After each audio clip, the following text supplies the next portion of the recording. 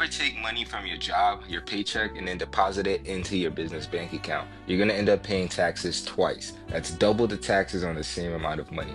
If you have done that in the past, or if you do that currently, then there's two documents that you absolutely need. First is an LLC loan agreement. This documents that the money that you're giving your business is a loan and that you do expect it back, possibly with interest. The second is a capital contributions document.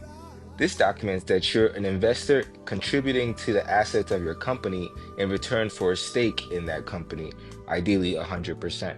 You need both of these documents to avoid paying double taxes on the money that you give to your LLC.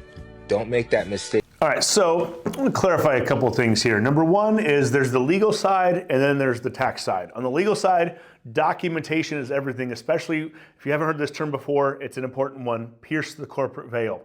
I'm not an attorney, so talk with your attorney about this, but if you don't treat your business like a real business, meaning loan documents, capital contribution documents, articles of incorporation or organization, then your personal assets could be exposed with your business activities. Not an attorney, talk to your attorney about that.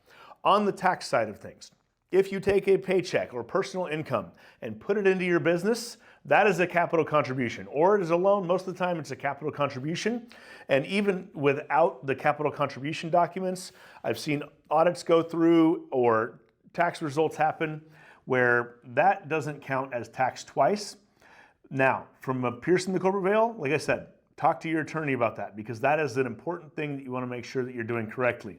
But strictly from a not getting taxed twice, just make sure that when you do your bookkeeping that you count it as a capital contribution and not as income. I will say if you just blindly put money in and don't tell your bookkeeper what it is, they could potentially categorize that deposit automatically as revenue. So just don't make that mistake.